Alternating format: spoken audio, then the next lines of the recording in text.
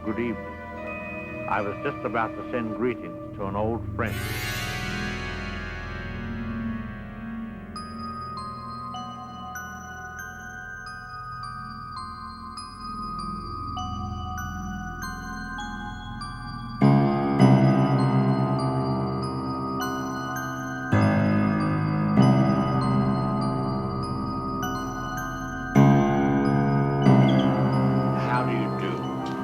My name is Alfred Hitchcock, and I would like to tell you about my forthcoming lecture. Mention the name Hitchcock, and it conjures up iconic image after iconic image, moments of psychological fear captured on celluloid forever. But in all probability, the very first image that comes into your head is the celebrated profile of the self-acknowledged master of suspense. The rotund and balding figure that shuffles into view looks not unlike your favourite jovial uncle. There was the knife, and in no time, the victim tumbled and fell with a horrible crash. I think the back broke immediately and hit the floor. It's difficult to describe the way that twisting of the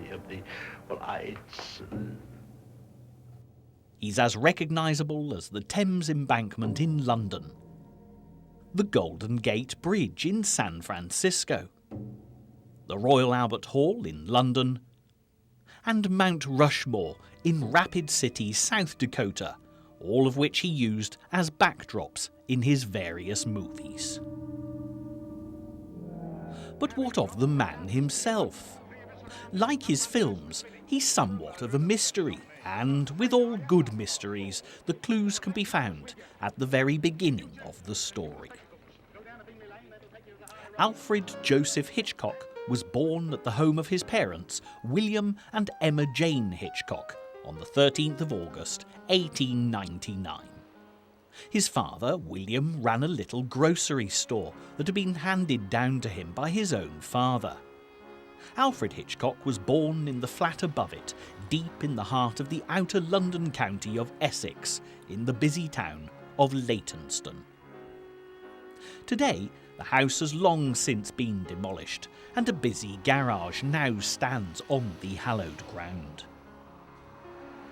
The town's thriving commercialism, like many of the so-called boom towns around England's capital city of London, owed much to the Great Eastern Railway line, which offered inexpensive workmen's fares into the heart of London itself.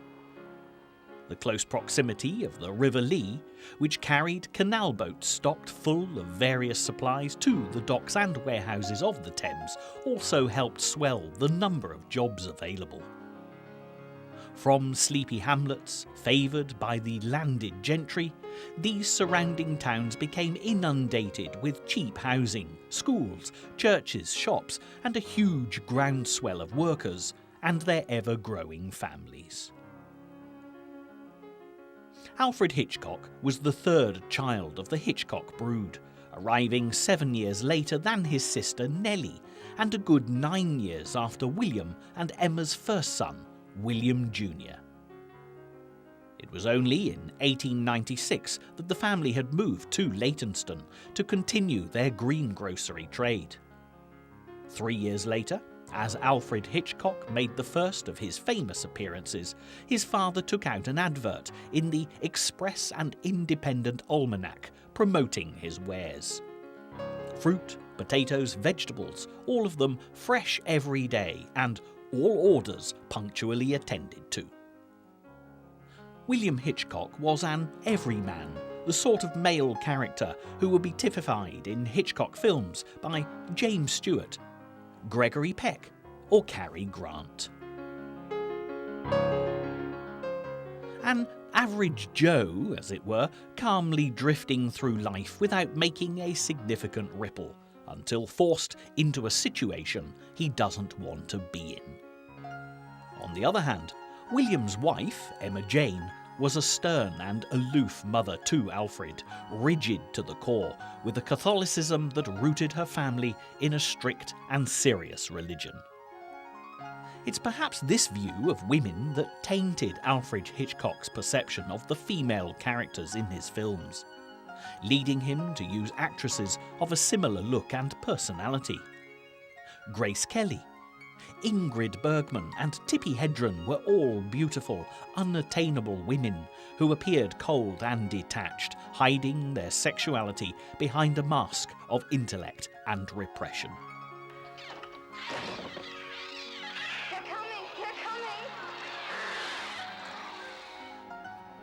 Hitchcock's early years are shrouded in mystery, but it would appear that his childhood was a happy one.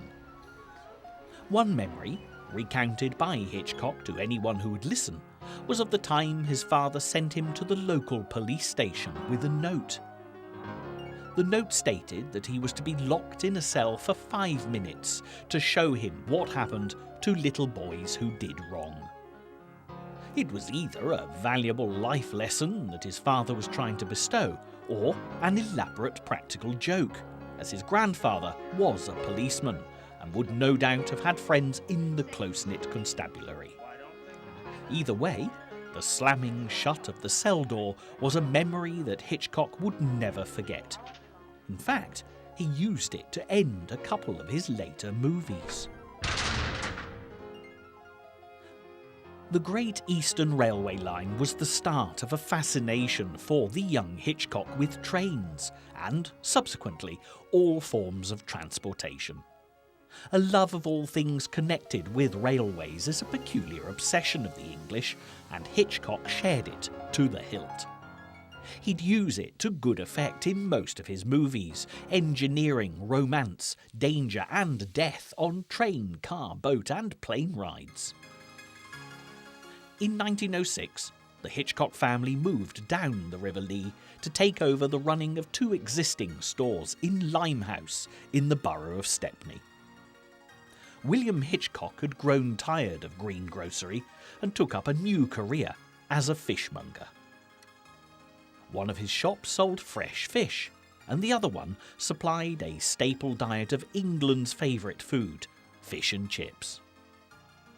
Salmon Lane, a very appropriate road name to play host to a fishmonger, was a cosmopolitan place where Cockney life would intermingle with a massive influx of immigrants, ranging from the Irish to the Jews, with a Chinese and communist quarter thrown in. Hitchcock became addicted to the hustle and bustle of the kaleidoscope community, taking every available opportunity to explore by tram or by tube train.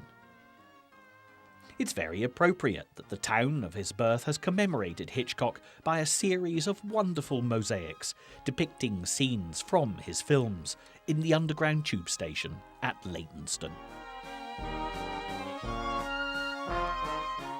He, in point of fact, knew the entire layout of the routes that these transports took by the time he was 8, going so far as to memorise the New York Transit Map too, years before he even set foot on American soil. Hitchcock was, as he appeared to be in later life, a voyeur. He enjoyed watching what was happening around him rather than being part of it. Perhaps this is why he took to travelling on trams and trains so much, observing his fellow travellers. This could also explain why he found refuge in West End theatres and movie houses, entranced by the dramatic and cinematic form that transported him away from his lonely, if contented childhood. This outsider status was evident in his early days of schoolings, when he sat out of physical games and was shunned by the other boys for smelling of fish, simply because of his father's profession. His education was bound up, like his family upbringing, in religion, and by the time he was 11 years old, Hitchcock was enrolled at St. Ignatius College in Stamford. Founded in 1894, this was a Jesuit-run day school for young gentlemen, and Hitchcock would take the train from Limehouse every morning to get there for Mass at 8:45 a.m. As well as being a school, With a wide and varied curriculum of learning, St Ignatius College was also a thriving parish community too, with garden fetes, holy days, holiday concerts and family socials. But as his family attended Mass in Stratford, where his uncle presided as Father John, Hitchcock felt left out and isolated from this community spirit at the college. Again, his outsider status made him an active watcher rather than an active participant, perhaps pointing his way to his career as a director, always watching from the outside of the action. Jesuit learning was very strict in its punishments, and resulted in Hitchcock saying he left there with a strong sense of fear from the harsh punishment regime meted out by the priests, a sense of how to be realistic, even paradoxically going so far as to teach methods that when taken to their zenith could disprove the existence of God, and Jesuit reasoning power, the power of arguing a point even when it was implausible. This certainly laid the seeds for his working career, as his films attest to all of these things: the sense of fear, the realistic but implausible, and the radical reasoning behind them. I chose to be what I am. Hitchcock left school at 14 and applied himself to night classes in engineering with half-hearted ambitions to be an aviation navigator, his love of transport overtaking any idea of what he actually wanted to do as a career.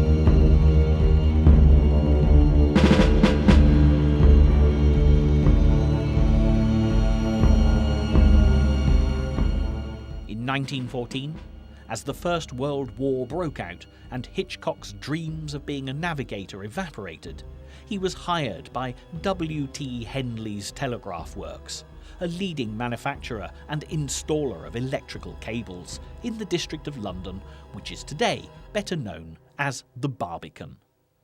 It wasn't exactly flying, but it was working off and above the ground. It was during the early stages of his new job that his older brother, William Jr., paid Hitchcock a visit. He told young Alfred that their father had passed away and then ushered him on to commiserate with his sister Nellie, who was working nearby as a department store model. William Hitchcock was 52 years old, but a lifetime of heavy social drinking had taken its toll, and the charismatic everyman who Hitchcock looked up to was no longer there to be a cheerful mentor.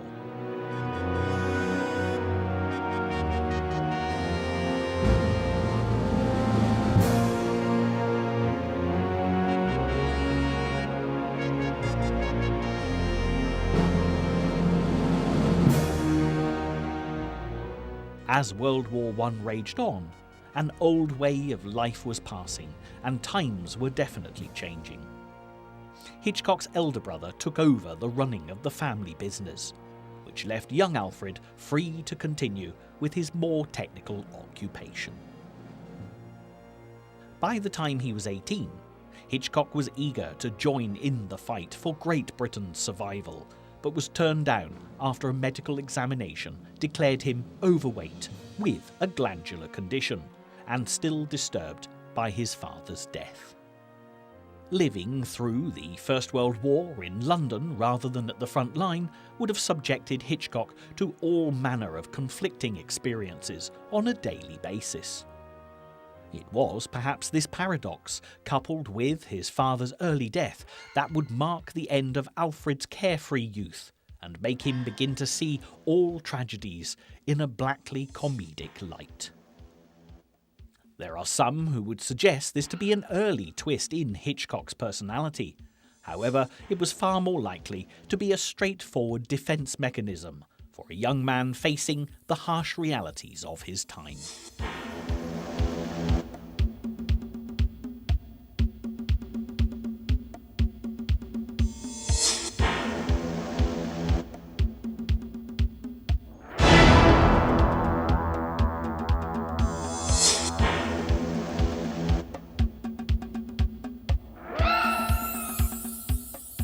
Working at W.T. Henley's, Hitchcock found a camaraderie that had been lacking in his life up until then. It enabled him to become less of a loner among men and more of a leader of men. Progressing through the ranks, he moved away from engineering to end up in the sales section of the company. During this time, he enrolled at Goldsmiths College, a branch of the London University, to study the history and principles of art, thinking it might help him continue upwards in his job.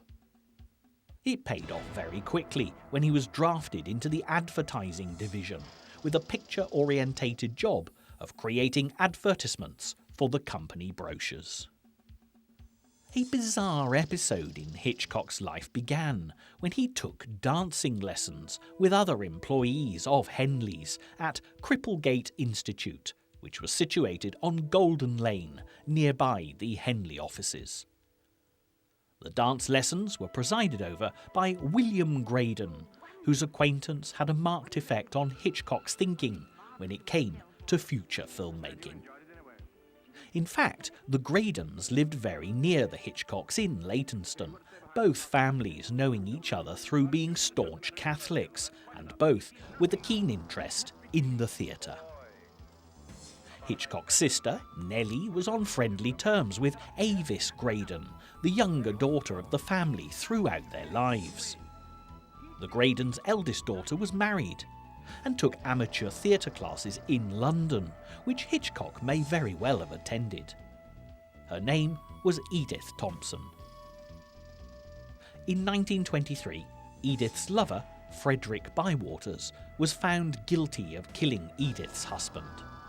Edith was also sentenced to death, being found guilty of inciting the dastardly deed. It was a controversial crime, trial and verdict, dominating the headlines throughout the 1920s. Hitchcock, who often hinted of a friendship with Edith, may have been influenced by the Whole Day Book. Many believed Edith was falsely convicted, and there is a theme running through Hitchcock's movies of false conviction and the wronged woman.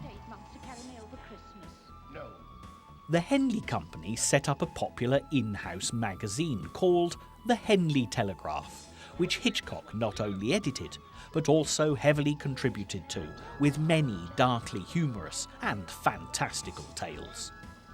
These early flights of fancy by Hitchcock are heavily influenced by his love of authors he admired, such as Edgar Allan Poe, G.K. Chesterton, and John Buchan, the latter being instrumental in Hitchcock's career. In fact, the Henley Telegraph was so successful that it was sold outside of the company offices too. Despite his success at Henley, Hitchcock made no secret of the fact that he'd love to get into the British film industry. He devoured trade journals and magazines, hung around film sets in London, and generally became the outsider again for a while. In 1921, he read an advert for the opening of the English production branch of Paramount Pictures called British Famous Players Lasky. One of the jobs on offer was that of a captioneer, the writers and illustrators of the explanatory titles between scenes that gave a voice to silent films. He made a set of these cards and continued turning up with his portfolio until they offered him a job, impressed with his demonstrative persistence. It was a coming of age at 21 that set Hitchcock on his way to become the most famous of all film directors. British film Players Lasky didn't last very long in England, and when it was winding down its productions, Hitchcock took the chance to try his hand at art direction, script writing, and film direction. During this time, he met the woman that he was to spend the rest of his life with. Her name was Alma Revell, and she was an accomplished film editor. Alma was born just a day later than Hitchcock, on August the 14th, 1899. She hailed from Nottingham, famous for the lace industry at the time. Her father was a lace representative in London, and she joined him on trips to the capital, landing a job as a film cutter at the London Film Company through a friend of the family.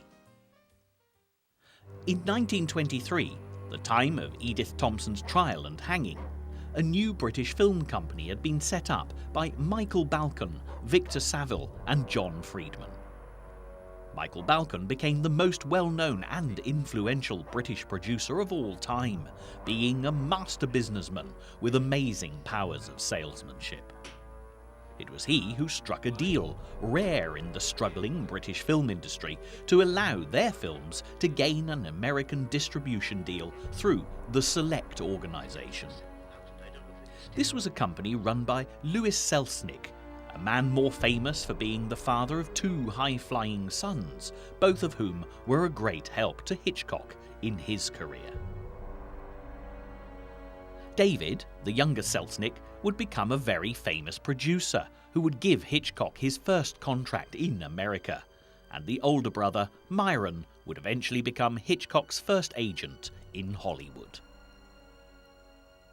The Balcon-Saville-Friedman Film Company took over the Islington studios, where British famous Players Lasky had been based, and in doing so, also took on some of their remaining employees. Hitchcock was one of these remaining employees, after many had been laid off in a cost-cutting exercise, and was delighted when Michael Balcon offered him the chance to be an assistant director on their first motion picture, Woman to Woman. When asked if he knew any good scriptwriters or art directors, he nominated himself for both extra jobs. With the extra responsibility came more control, and he was able to start seeing things done the way he wanted them to be realised. He hired a new film editor, and who better to choose than Alma Revell, the girl who'd never been out of his mind since he'd first set eyes on her. She'd been one of the casualties of British famous Players Lasky's cost-cutting purge, and Alma was astonished that Hitchcock remembered her. Woman to Woman showcased an American star called Betty Compson, who became another seed planted in Hitchcock's fertile mind. When he found something he liked, he tended to stick with it, often growing, cross-cultivating or pruning, but always tending to the same root idea. This was the first appearance of the composite Hitchcock leading lady, blonde, beautiful and aloof. Woman to Woman gave Hitchcock a taste of what he yearned for, the power to control the film from the script, through the look of the film, and to the direction it would take. It also gave him his first real taste of success. It was the first British film to premiere in New York, scoring a commercial success in the USA, critical acclaim in Great Britain, and even a box office triumph in Germany, where it had the distinction of being the first British film shown profitably since the war. Unfortunately, the next two films were critical and commercial disasters, which sent the Balcon-Saville-Friedman Company into receivership. However, Michael Balcon jumped ship first and founded Gainsborough Productions, named after Thomas Gainsborough, the 18th century English painter. The Gainsborough lady that appeared at the start of every one of these films, dressed in 18th century apparel and smiling beautifully under a magnificent feathered hat, would become a recognised stamp for the British film industry. A trademark that signified good taste, refined entertainment and dignified quality. The first Gainsborough production was The Passionate Adventure, again using Hitchcock as co-director, art director and scriptwriter. It's a gripping tale that set the template for Hitchcock's catalogue of films, as it contains a murder, an endangered woman in distress, a wronged man, and an end scene that builds to a violent crescendo. It's also very stylistic, using stark images and famous landmarks to set the scene of the story.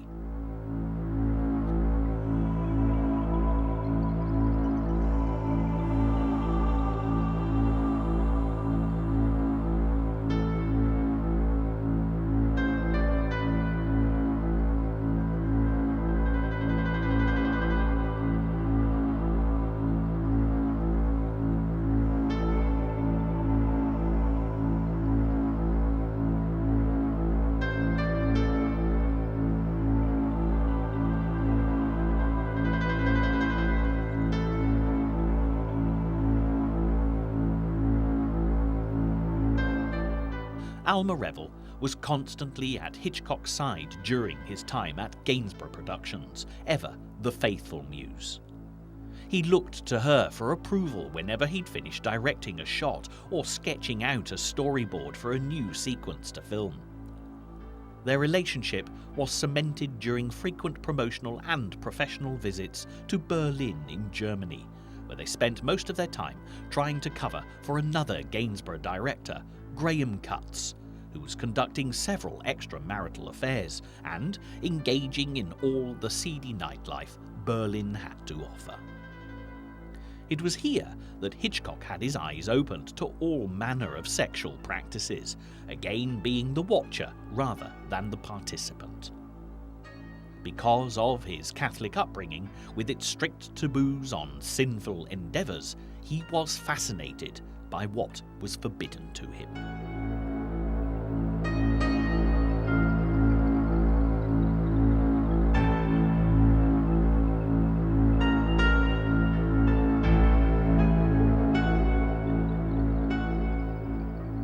The film that really elevated Hitchcock to a place where the critics and public knew who he was, rather than just knowing the stars of his films, was called The Lodger. It was a film based on a best-selling novel, which itself was based on the famed Jack the Ripper killings. Jack the Ripper was the name given to a mysterious serial killer who stalked the alleyways of London during 1888, killing and disemboweling prostitutes. Because nobody was caught and tried for these murders, the mystery of Jack the Ripper is shrouded in conspiracy theories and entertaining flights of fancy. Was it just one man, or a series of copycat murders? Was it a respected surgeon because of the medical way the mutilations of the victims were carried out? Was it a high-powered member of the royal family, using his influence as a cover for his violent tendencies? All of these questions have plausible answers, but none of them can reveal the truth. This was the sort of mystery that intrigued Hitchcock, and the resulting film was one in which he was able to attribute every one of his famous trademarks. In The Lodger, the women who are being murdered are all blonde-haired, a notion that wasn't in the original book, and the handsome man you believe to be the gruesome killer turns out to be wronged. This is only discovered at the denouement when another murder is conducted whilst he's about to be lynched by an outraged mob. This is another variation from the book, where the lodger turns out not only to be the killer, but also fades away into the fog-bound London night in exactly the same way as Jack the Ripper did, never to be seen again.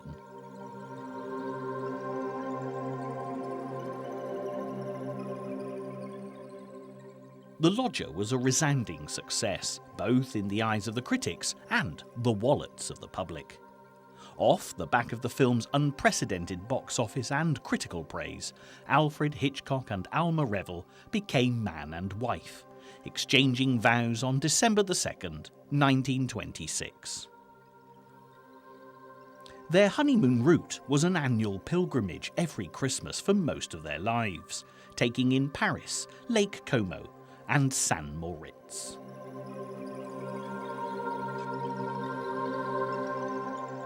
On July 7th, 1928, Alma gave birth to the Hitchcock's only child here at Cromwell Road in London. Hitchcock, normally never happier than when Alma was at his side, uncharacteristically panicked and fled the home birth as the labour progressed, only returning when the baby girl had been born, clutching an exquisite bracelet he'd bought as a peace offering from a jewellery store in Bond Street, London. The baby was christened Patricia Alma Hitchcock and was a welcome addition to the close relationship of Alfred and Alma. It was also the year that Hitchcock directed his first talkie, as the age of the silent film was coming to a close.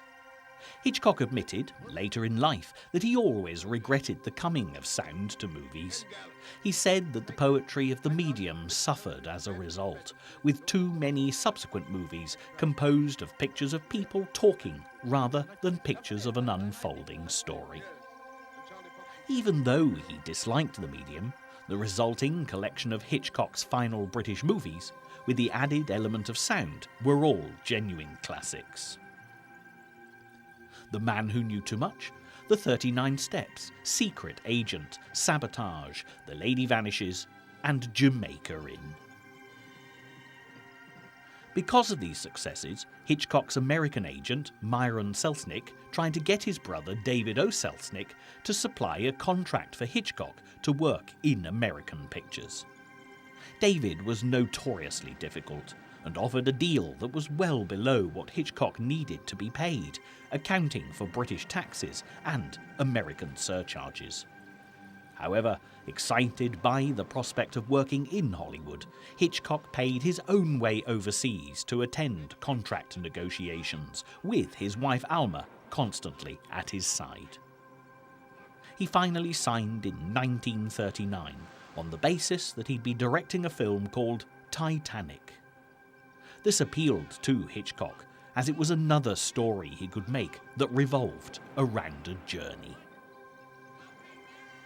Everyone knows what happened to the huge passenger cruise ship Titanic on her fateful maiden voyage in April 1912, when it struck an iceberg and slowly sank, losing most of its passengers to the freezing cold waters of the Atlantic Ocean. It would be the story leading up to it that fascinated Hitchcock, where he again had a suspenseful, bold ending that would climax his love story on the run.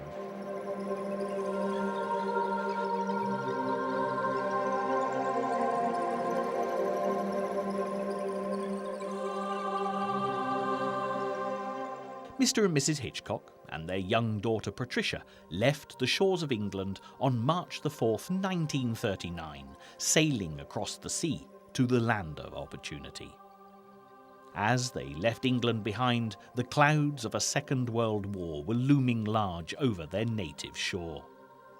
America was not only a huge step for Hitchcock and his family to make, but it was also a safe place to be when war finally broke out again. At the age of 40, halfway through his life, he'd become the outsider again. An alien on distant shores, with no group of close-knit comrades to surround himself with, and only his beloved Alma to tell him he was doing the right thing. When Hitchcock began his Hollywood career, it closely linked in with the end of his British Film Industry Association. Jamaica Inn had been an adaptation of a Daphne du Maurier story, and for his first American production, he'd be adapting another story by the same writer. This one was called Rebecca, and it began filming 5 days after the fateful moment that began World War II, when Adolf Hitler's German army invaded Poland. Rebecca was a difficult shoot, as his producer, David O. Selznick, felt that he should have final veto on everything that was done. Hitchcock considered this somewhat of a straitjacket, and was fortunate that most of his producer's time was taken up by extensive post-production on the epic and overblown Gone with the Wind. Rebecca won an Academy Award for its producer, taking home the Best Picture Oscar against such classic competition as The Philadelphia Story, Our Town, The Great Dictator, Kitty Foyle, and The Grapes of Wrath. He lost out on the Best Director award to John Ford, again feeling his outsider status. His next film, with the same blonde female star, Joan Fontaine, was Suspicion, which also starred Cary Grant in his first role that subverted his nice guy image to portray the darker side of his character. And it won Fontaine an Oscar for Best Actress. In the space of 2 years, Hitchcock's films had won 2 Academy Awards. But, like Cary Grant, his English-born fellow countryman and favourite male lead, Hitchcock never won a competitive Oscar during his career, even though he was nominated several times. Whilst the Second World War raged in Europe, the English press took to firing pot shots at the British contingent in Hollywood. Hitchcock was singled out for some vicious criticism from his old employer and friend, Michael Balcon. Again, like Cary Grant and many other English stars, he was doing his war work in secret, and the criticism so incensed his wife Alma that she'd never return to England again, relocating her side of the family to the USA. She also obtained American citizenship at the end of the war in 1945, a full decade before her husband did.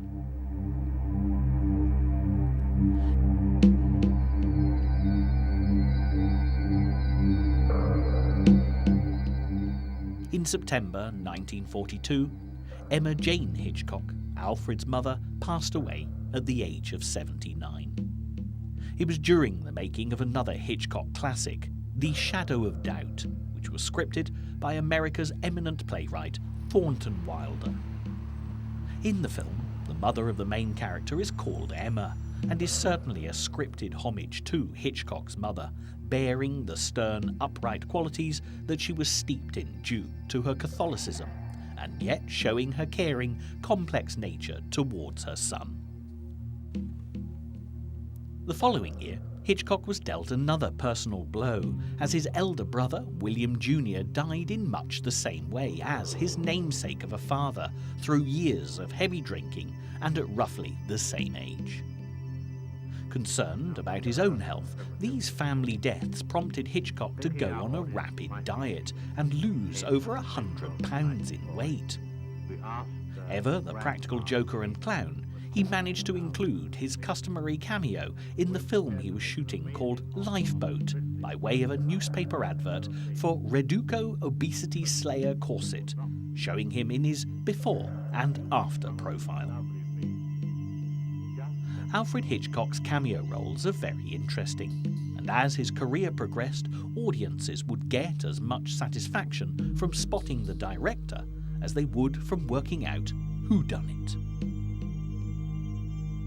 Another death in 1944, this time of his agent Myron Selznick, and again through heavy drinking, freed him from the tyrannical constraints of David Selznick's contract at Selznick International, and allowed Hitchcock to become his own free agent and finally attempt some financial security for himself and his family. He made 3 more films to see out his contract, 2 of them generally regarded as masterpieces, Spellbound and Notorious, and then formed Transatlantic Pictures in an attempt to collaborate with the very best of English and American talent.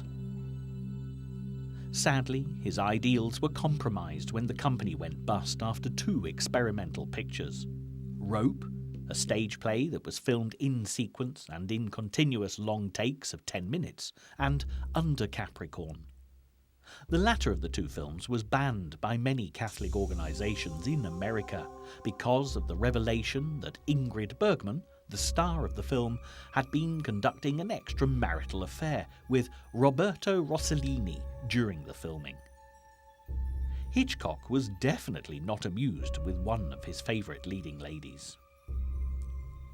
Rope had been offered to Cary Grant and Montgomery Clift, but because of the noted thread of homosexuality in the script, they each in turn got cold feet and declined, perhaps because both men had been targeted by the media on various occasions for their close relationships with male friends. Hello, Ronnie. What do you have?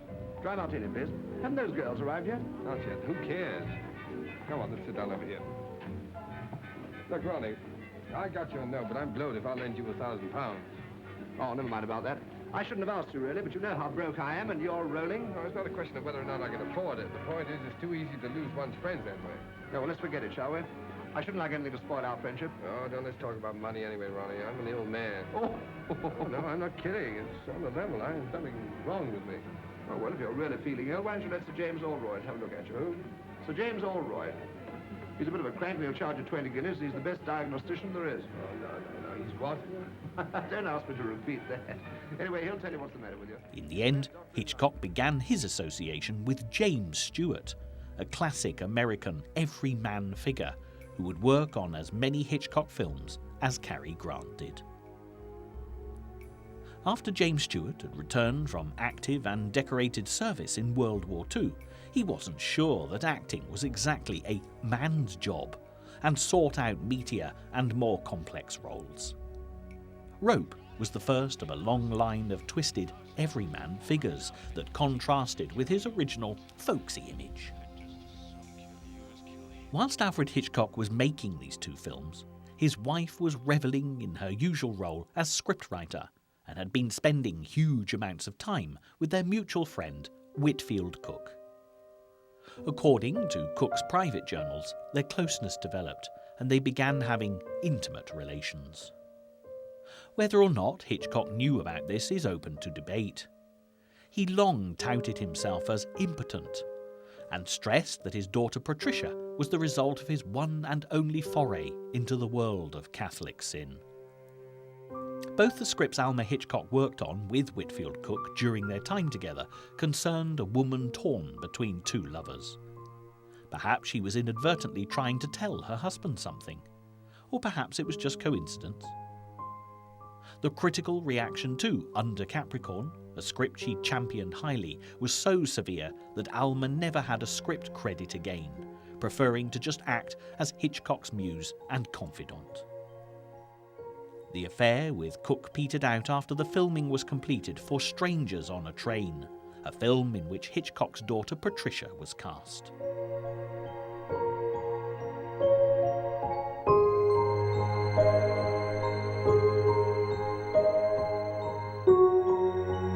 Two fellows meet, like you and I. No connection between them whatsoever. Each one has somebody that he'd like to get rid of.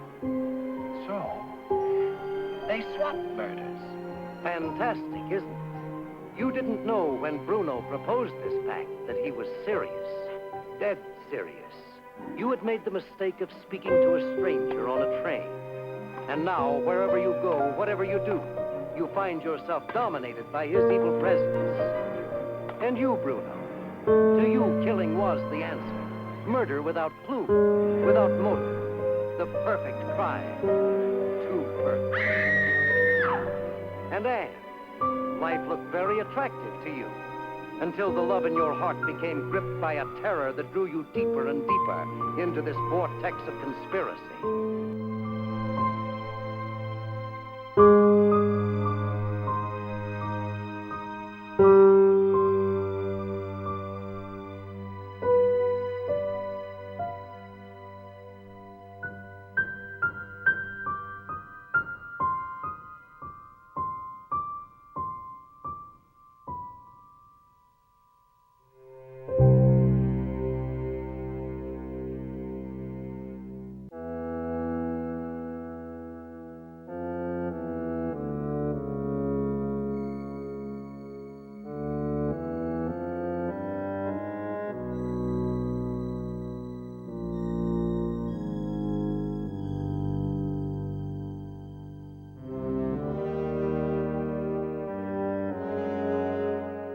In 1954, Hitchcock signed an extraordinary contract with Paramount Pictures just before production on Rear Window began, which allowed him complete creative control.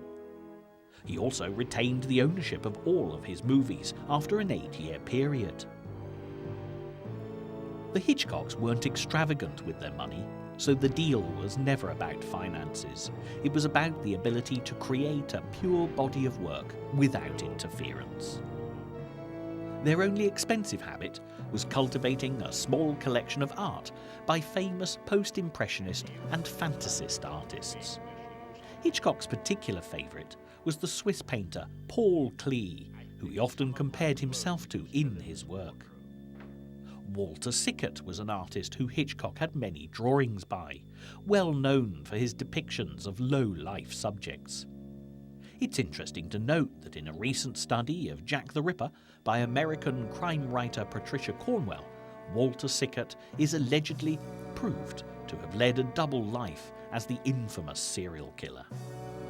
This would no doubt have amused Hitchcock greatly. Rear Window was the ultimate voyeur film, centred on an invalided photographer who has nothing better to do with his recuperation time than watch the occupants of the building opposite him. Hitchcock may have been parodying his own films in making this. He may have been parodying himself. But the joke never confused the viewing public, who instantly hailed it as the definitive Hitchcock film to date. A news photographer whose beat used to be the world. Right now, his world has shrunk down to the size of this window. He's been watching the people across the way. Nobody seems to pull their blinds during a hot spell like this. He knows a lot about them by now. Too much, perhaps.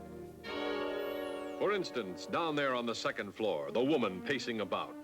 He calls her Miss Lonely Hearts. So lonely that even death seems like a friend. These are the newlyweds on a honeymoon no one will ever forget. He calls her Miss Hearing Aid, an artist of a very odd and strange art. The songwriter who plays the same melody over and over again. A genius or insane? This is the traveling salesman and his invalid wife. Out of their arguments and nagging comes a weird kind of love. Miss Torso, the body beautiful. That is, viewed from a safe distance. Those are just a few of my neighbors. First, I watched them just to kill time, but then I couldn't take my eyes off them, just as you won't be able to. And you won't be able to take your eyes off the glowing beauty of Grace Kelly, who shares the heart and curiosity of James Stewart in this story of a romance shadowed by the terror of a horrifying secret.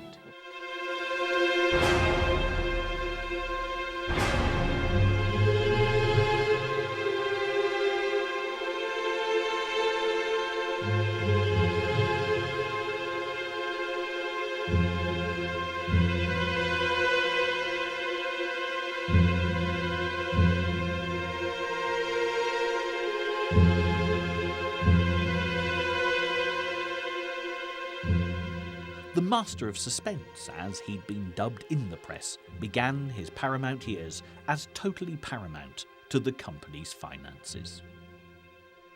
Not one of his films lost money for the studio, and he produced such classics as To Catch a Thief, The Trouble with Harry, Psycho, Marnie, The Birds, the remake of The Man Who Knew Too Much, The Wrong Man, Vertigo, and the celebrated Hitchcock favourite, North by Northwest. In 1955, he also began to host Alfred Hitchcock Presents, a TV show for CBS, which was such a massive success that it ran for the next 10 years. But due to this and his line in marketing books with the Alfred Hitchcock title, he was becoming a public figure rather than a respected director. He would forever onwards be dubbed the Master of Suspense, and found it difficult to shift away from retreads of what he'd already achieved. After Grace Kelly, his two-time leading lady and perfect Hitchcock blonde, married Prince Rainier of Monaco and went into enforced cinematic retirement, Hitchcock tried to find someone he could mould into his ideal icy blonde temptress, much like James Stewart's character does in Vertigo.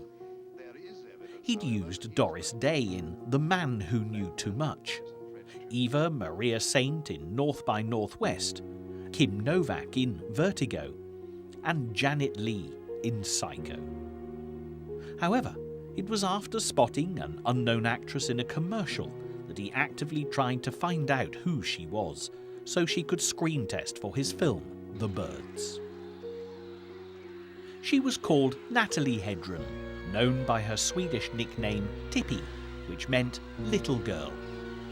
Tippi Hedren had just moved to California to try acting after being a model, and was the divorced mother of a 4-year-old child called Melanie, who would grow up to become the famous movie actress Melanie Griffiths. He worked with her for 2 pictures, teaching, coaxing and encouraging her until, she insists, he made improper advances to her on the set of Marnie, and their relationship dissolved in acrimony. A few such claims have been made by other actresses, detailing Hitchcock's clumsy attempts at flirting as his way of getting them into character. But it does appear that he was a man of impulse and rude humour, who tested the boundaries of taste because of what he was denied by his self-acknowledged impotence and the Catholic upbringing of guilt and fear. It was rare that he fell out with any of his actresses, even the ones who suggested that Hitchcock had behaved improperly. But Tippi Hedren was the only one who never worked or socialised with Hitchcock again. Has she just realized that she forgot her umbrella?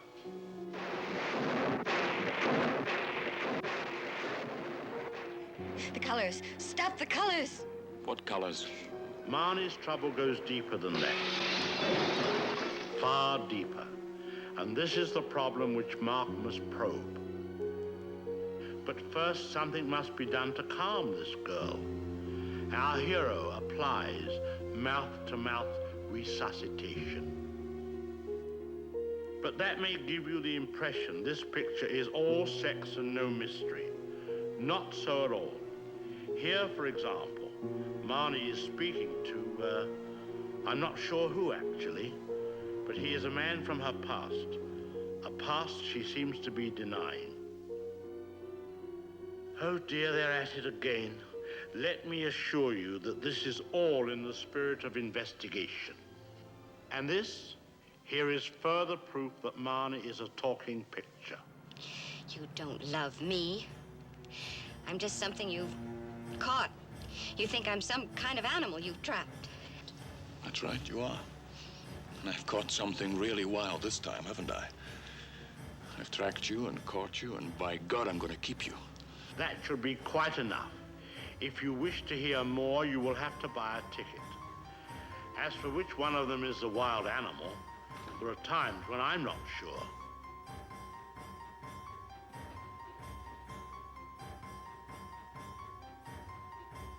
I don't think that was necessary. Actually, I think I should withhold comment, since I'm not certain I understand this scene. I shall leave the explanation to your own vivid imagination. It would appear that Mark has a single solution for all problems. This is not so. Mark is a complex man, dark and forbidding. He can also be kind and considerate. And he is also a troubled man. Troubled because he cannot seem to unravel the mystery of the girl called Marnie.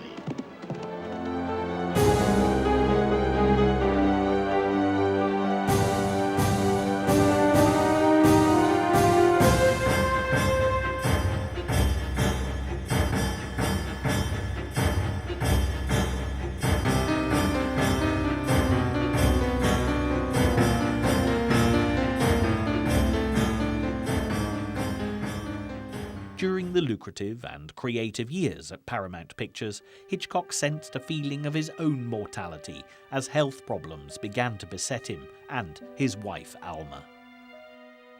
He spent 4 months in hospital with hernia and gallbladder operations, while she contracted cervical cancer and was cured due to a revolutionary new radiation treatment. He was also surrounded by the passing of friends and colleagues, and it made him feel anxious about his health. Coupled with chronic drinking, a hereditary vice, and overeating, Hitchcock had a heart attack and a pacemaker installed in 1974, a few years after Alma had suffered a major stroke, which left her paralysed in one hand and with a weak heart too. His last 4 films were a struggle, and all contained more violence, sadism, nudity, and, oddly, more humour than before. Torn Curtain, Topaz, Frenzy, and Family Plot were his last commitments to celluloid, with only Frenzy standing out as a genuine classic by again borrowing its initial plot from the Jack the Ripper murder cases, which so intrigued Hitchcock throughout his long life. Shortly after the release of his 53rd film, Family Plot, Alma suffered another stroke, the severity of which totally crippled her and left her confined to their house with a permanent nursing staff. Hitchcock continued to work on script ideas and tried to develop his 54th film at his offices on the Paramount Studios lot. At a tribute dinner in Hitchcock's honour in 1979, organised by the American Film Institute, he greeted old friends like Cary Grant and Ingrid Bergman as if it would be the last time he'd see them. His sister Nellie died in the same year, and Hitchcock all but gave up living. But he did accept Queen Elizabeth's invitation to make him an honorary Knight Commander of the Order of the British Empire. Becoming Sir Alfred Hitchcock filled him with pride, and the ceremony took place in America as the director was advised against travelling by his doctor. And then he finally shut up his office and went home to direct his own death scene. Lying motionless in his bed, next to the incapacitated Alma, he withered away until the great director in the sky shouted, "Cut!" and Hitchcock's life story ended on April the 29th, 1980. Genius is a word that is used far too frequently in this day and age, but it certainly applies to Alfred Hitchcock. His films have stood the test of time through audience appreciation and critical evaluation. He was the ultimate British knight in shining armour of the movies, always ready to gallop into battle on his celluloid horse across a drawbridge made of film reels. Sir Alfred Hitchcock was certainly best known as the master of suspense, but this was only possible because first and foremost he was Sir Alfred Hitchcock, master filmmaker extraordinaire.